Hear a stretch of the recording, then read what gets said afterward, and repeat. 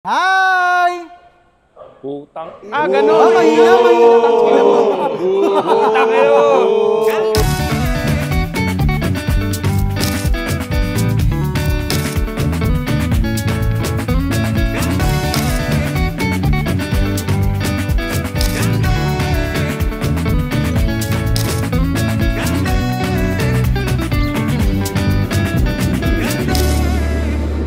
Nasaan tayo, Nonong? Nandito tayo sa Central Station para... Ulit.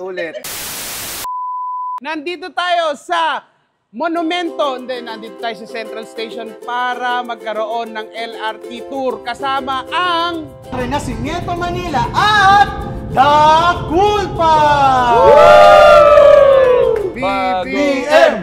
BBM!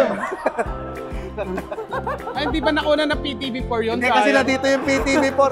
Kunan mo kami PTV4. Baka taga PTV4 po sila para ihayag na namin officially ang partnership with the government. Ang #1 station sa Pilipinas. Yes! BBM!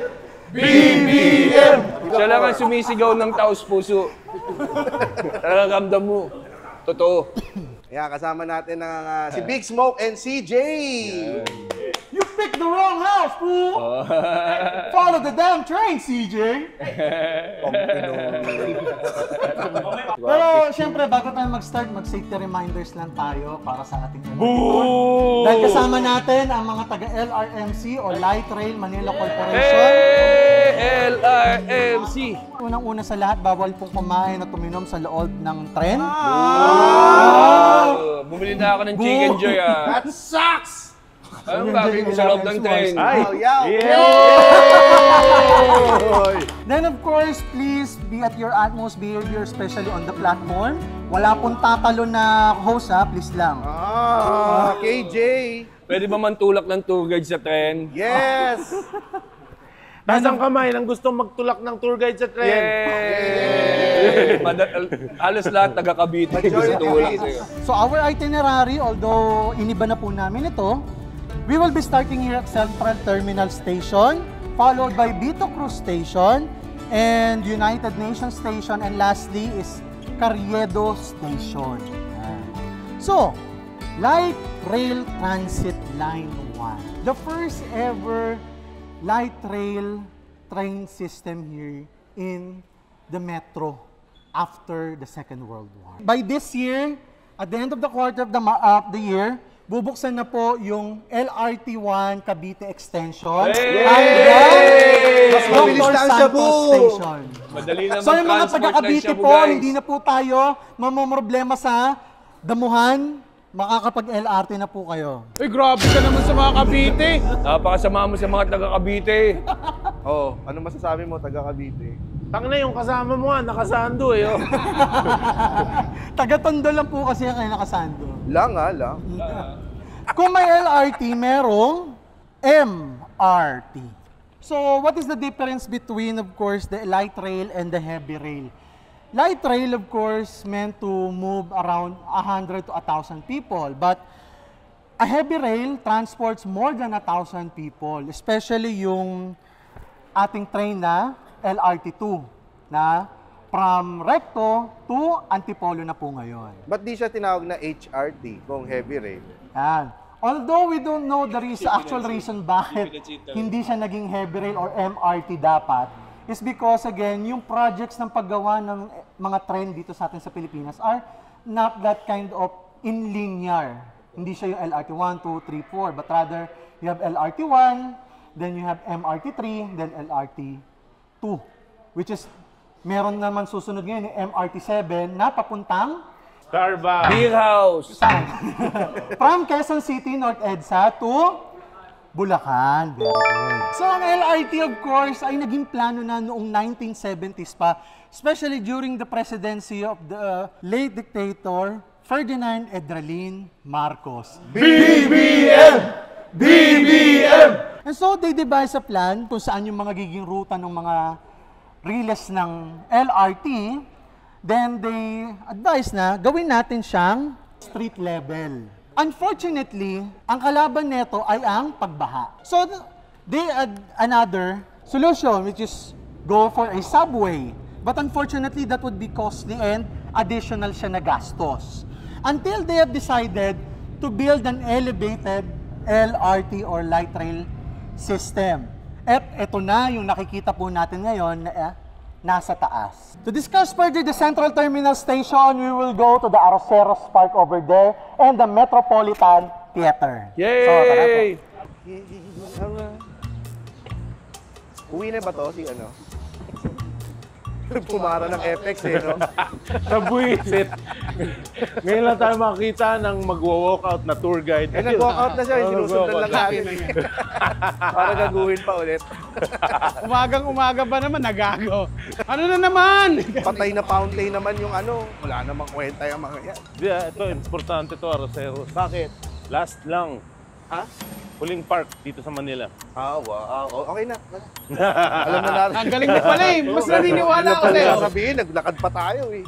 So welcome to the Central Terminal Station which is over there. Ang Central Terminal Station ay ang huling istasyon ng buksan ang LRT noong 1984. And of course, the Central Terminal Station ay ang gateway sa iba't ibang landmarks ng Metro Manila, especially Intramuros, the Manila City Hall, the Manila Post Office, and then you have again the Metropolitan Theater na gawa ni Juan Arellano. But before this became the LRT we all know, this is located or known as the Arroceros del Parian or Rice Market because Aro is rice.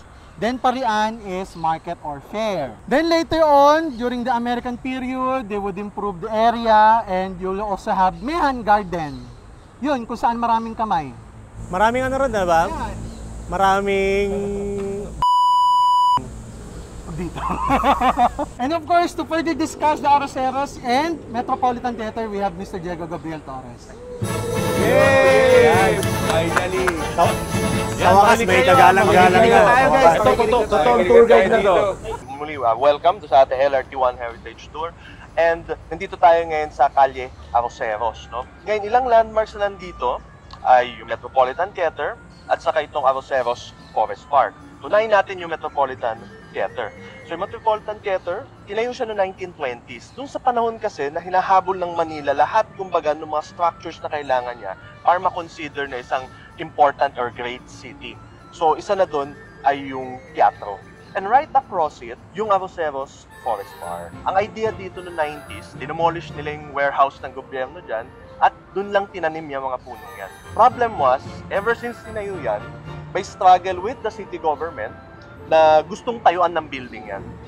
Kasi ang tingin nila sa mga park na ganyan, open lot for construction. However, under Isko Moreno no 2020, na-deklara na siya talaga na i-preserve as a park. So itong Arroceros Forest Park, it's a ongoing project naman, no? Partnership ng mga civil society organizations, may mga events din minsan, pero mostly dito sa labas. Kasi ayaw nila mabulabog yung mga ibon at saka yung mga creatures na nakatira dyan sa loob.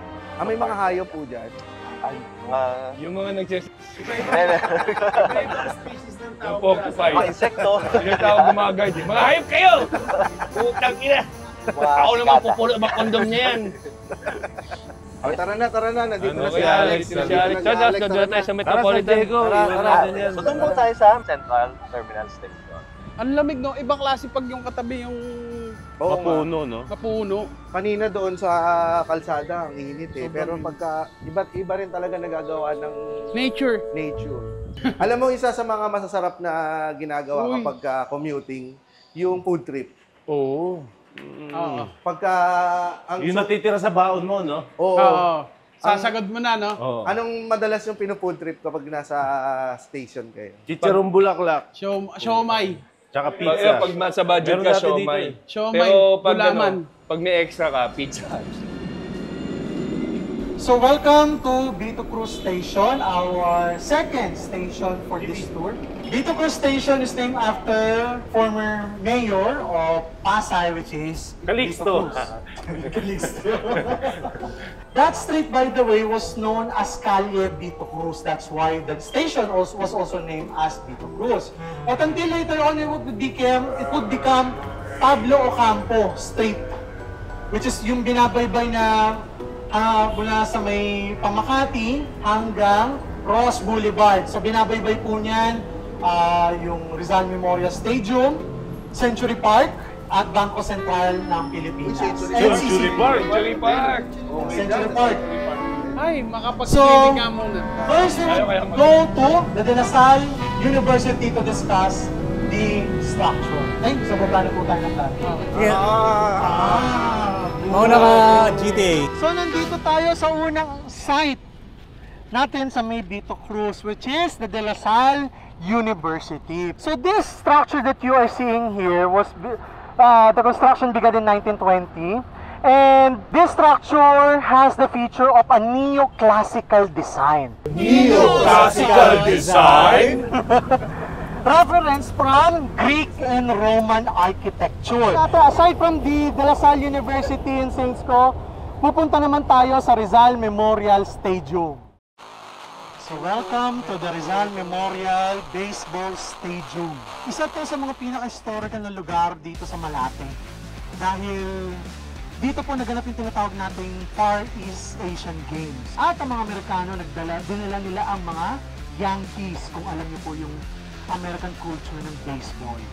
At isa na dito, ang pinakasikat na baseball player na nakagawa ng unang home run dito sa Pilipinas. Michael Jordan. Walang iba kundi si Lou Gehrig. Si Lou Gehrig, di ba na una siyang naka-home run? Siya din yung unang nakatama ng ng bola sa vendor. Alam ng mga tao dito na may home run kasi nawawalan sila ng kuryente kasi doon tumatama yung bola sa transformer. At katabi nito ay yung track and field kung saan nag-concert ang Beatles. Ang kanilang unang huling concert sa Pilipinas. Regards tsaka sila Pepe. Regards talaga? Regards tsaka sila Pepe Smith. May comedy pa. Tingnan mo kasama yung comedy doon At syempre dito sa Rizal Memorial Complex, makikita natin mga ka-Cool Pals, ang official hotel ng Cool Pals, ang Century Park Hotel. Yes! Oy, sumisip-sip. Gusto mapili. Hoy, gusto mo VIP suite? Oo, kasama yung nakasando. Papadala ka na ng hashtag. Mr. Alex Avila and nakasando. Breakfast. So, nandito tayo ngayon sa United Nations Station. So, dito sa United Nations Station, mostly yung mga naghahanap ng bagong trabaho at kailangan ng NBI clearance, dito ho ang puntahan. Okay? And also, sa mga mag-enjoy sa mga park, yan po, meron tayong Rizal Park. So, bababa po tayo and we'll proceed to Salamanca Park, which is just adjacent to Rizal Park. Okay?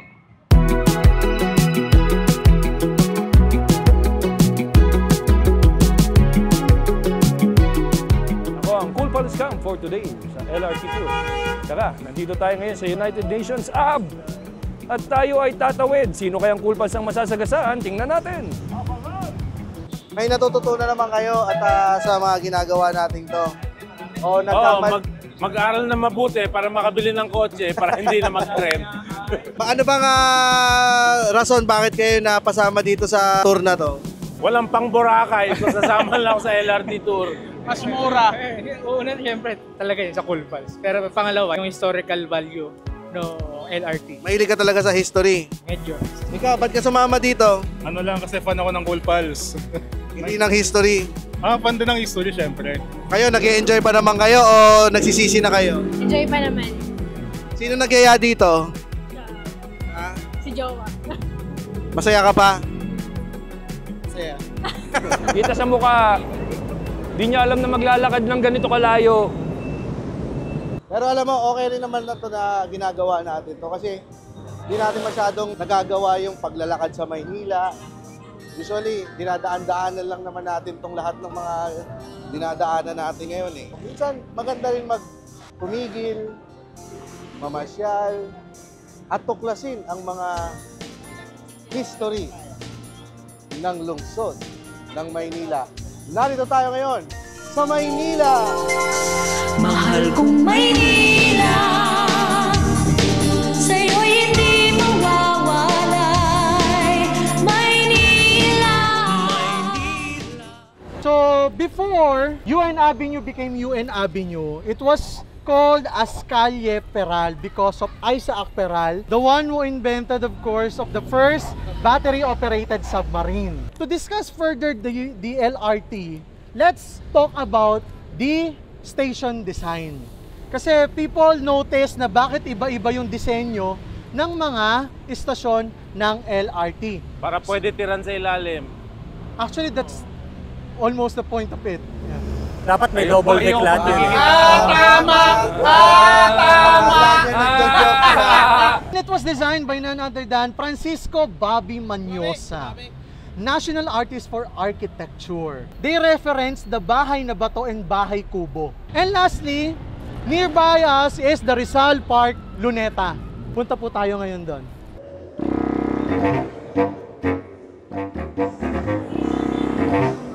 Daming lakad, putang ina. Na kayo pupunta din sa LRT. Punta kayo. Maganda kasi na kikita rin natin yung history ng Maynila. Kahit nga LRT, meron pa rin history, di ba? Hindi mo akalain yung ganun. Sa architecture pa lang, tingnan mo, ang ganda pala ng plano dati. Pero kung isipin mo, kung natutupad yung mga plano dati, di sana ganda. Dahil yan sa corruption. Across the street is already the old Rizal Park, which is now under the National Museum, itong area na to. Before, during the American period, there was a plan by the American government to centralize all the government offices here in the Philippines. But of course, budget and the Second World War happened. Kaya hindi po natuloy yon. So those are the important structures here at the United Nations Avenue. Kung isipin nyo lang, pinupuntahan lang to para sa NBI clearance, but hindi alam na karamihan, you have historical structures nearby. Oo nga, kaya pumunta na tayo sa susunod na station. But before we proceed to our last station, meron pa. Pupunta tayo ngayon sa Manila Police District, which is one of the oldest police districts. Ang iniiwasan ni Ryan Rems sa buong tour. Teka, bakit? Bakit? Ba't tayo pupunta doon? Susuplong. It is also a historical area because yun yung naging headquarters din ng Philippine Constabulary before it became the Philippine National Police that we all know. Pero ang kami ko talaga natutunan, ngayon ko lang na-discover yung mga malalapit sa bawat train stops ng LRT1 na mga historic places at mga lugar na pwedeng puntaan ng pamilya, mag-boyfriend o mag-isa. Ako naman ang reaction ko nasasayangan ako. Ang dami palang plano dati. Walang nangyari. Hindi natuloy dahil sa budget at sa gera.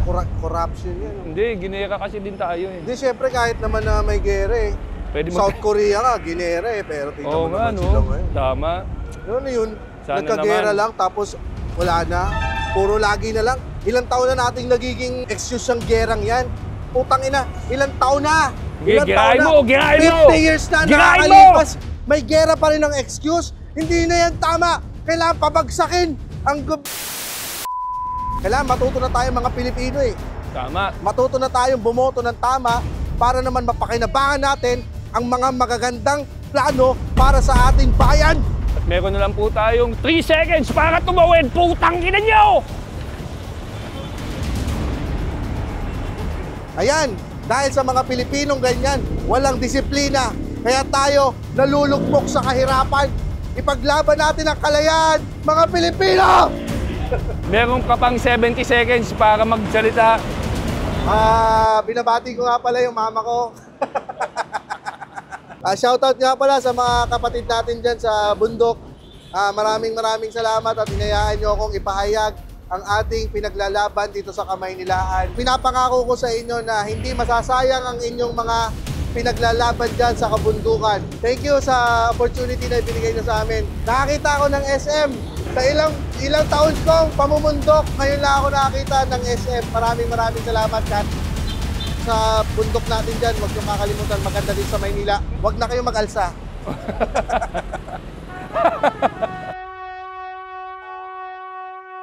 So, nandito po tayo ngayon sa UN Avenue. And isa sa mga major landmarks na sometimes overlooked in this area. Pagkatapos ng Spanish period, ang mga pulis kasi dati dito is yung mga Guardia Civil. So nawala yung mga Guardia Civil at napalitan siya ng bagong police force. Isa sa mga unang kinreate ng mga Americans ay yung Manila Police Department, no? Hindi siya part ng Philippine Constabulary dati. Walay siya na unit. And specifically for Manila, yung Manila Police Department. Department. These structures, aside from being headquarters ng police, ay may kasaysayan nila naman. Marami pa actually dito sa areas na ito, but yun lang yung silip no, for this side, the United Nation. Ang expectation dito sa LRT Tour, okay naman sa jeeps. Winit. Pero informative. nagdalawang isip ba kayo mag-grab na? Di ba, Di pa. Kaya pa. Laban. So, sino dito ang pag binigyan ng chance mag-grab? Taas mo kamay mo. Yeah, ikaw mag-grab ka, no? Ako din. Ano yung sinasabi niya kanina puro death? Dark tourism, yung panggabi na tour ng Intramuros. First story. Ayan, no, mga horror. Yan ang susunod nating gagawin. Kotse-kotse. Tayo hindi sa Cavite Extension. So, we are at our last station, which is the Carriedo Station. Why is it called Carriedo Station anyway? So, the word Carriedo Station came from the Carriedo Water Works. Wala pong permanenteng supply ng tubig ang Maynila dati. Until Francisco Carriedo, who was a businessman back then, have been planning to create a water system for Manila. Unfortunately, yung pera niya, hindi alam kung nasaan. Pero, nung natagpuan yung pera ni Carriedo, lumobo yung value niya because of the interest of the banks back then. At naitatag yung Carriedo Water Works na matatagpuan dati sa may Marikina. Then yung water from Marikina, papunta ngayon sa may San Juan, yung sa tinatawag nating El Deposito, then leading to Manila. At nakatulong ito lalo na during the cholera outbreak nung 1800s. Late 1800s to be precise. And also, Avenida would be known for electronic shops. Kaya po, di ba back then, people would say, pumunta ka ng Raon, dun ka bumili ng sound system, TV. Dito rin po nakilala ang Avenida. So, Plaza Goiti is one of the busiest plazas even during the Spanish period. Naka-invento ng goiter. And it was named after Hindi ko lang ba't niya inimbento yun. It was named after a conquistador, Martin de Goiti, na kasama ni Miguel Lopez de Legazpi. And if you can see here, one of the busiest siya because you have tranvías and other mode of transportation. And the downtown Santa Cruz is known to have many shops even back then. Alam mo, ang napansin ko lang dito, may iba silang time zone. Alauna na sa kanila may 2 hours lang naman. 2 hours advance. Di ba sila makahanap ng AAA na baterya? Hindi makargahan yan. So, now let's proceed to our last stop, Escolta.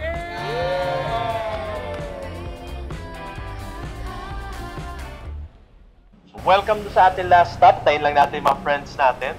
So, pagtawid dyan sa Esteban na yan, so Santa Cruz, ayun yung Santa Cruz Church, which is nasa heart ng lahat ng mga bayan no, sa Maynila, yung mga churches. Pagtawid na Esteban, Binondo na. So, this is part of Binondo. Yung area kung tawagin, Calle de la Escolta. Yun yung old name niya. Ang ibig sabihin nun, Escolta ay escorts. Sila escort ng Governor General. Eventually, yung Escolta ay magde-develop into the primary business address sa Manila. And in the process, they built some of the fine examples ng architecture during the 20th century. Nandiyan yung First United Building, formerly the Luis Perez Manillo Building, one of the major office buildings. So with that, papasok tayo sa lobby niya para makita yung feel ng mga office before. Okay? So welcome sa lobby niyang building. Yung building today is owned by the Sillian Teng family. Nag-start siya from a Chinese immigrant who had groceries sa Binondo, binili niya yung Berg's department store, and then he fell in love with the structure. So in the 70s, he bought the entire building. And today, the Sillian Tengs are essential no, in the revival of Escolta. Kasi after nung lumipat ng mga businesses sa Ayala, sa Makati, nag-decline yung Binondo, Santa Cruz. So today, kita nyo pa rin yun doon sa area. No? It's something na struggle pa rin yung Manila, how to revitalize. And we believe na yung culture-based heritage tourism is an important part, not the only way by which to develop these places. Tingnan mo yung mga shopping nila, oh. Bukas sila from 9 a.m. to 6:30 p.m. lang dahil walang masyadong ilaw. Baka martial na yan. Bakit hanggang 6:30 p.m. lang ang opening nila? Close, Well, iba pa kasi dati yung kahit nga yung office work before, usually tapos na siya alas 4. Kaya yung expression was mabilis alas 4. 4 o'clock is end. So nakabase sa working hours talaga. Magaling ka talaga. Oo, di ka tulad ng iba namin kilalang tour guide. Dito rin pala nagkaroon ng production house si Nora Honoro from 1973 hanggang 1985. So ibig sabihin, 1986 siya nag... Ito ang the lab team that we failed to protect. Sharon and Spray net versus spray net yan dati. Labanan ng spray net. Oo. Talagang nakasira si Gabi ng ozone layer no. Ibang spray net This would be our last stop for our LRT tour. Kaya kami sa Renacimiento, Manila, isinasalaysay namin ang kasaysayan ng may saysay sa inyo. Muli, kasama ang Renacimiento Manila, the LRMC, at ang The Cool Pals, maraming salamat po sa pagsama sa ating Cool Pals LRT Tour. At nandito na tayo para sabihin at decide kung sino ang best tour guide yung araw. Lalagay natin. Boo! Yeah! Boo! Yay! Boo! Yay!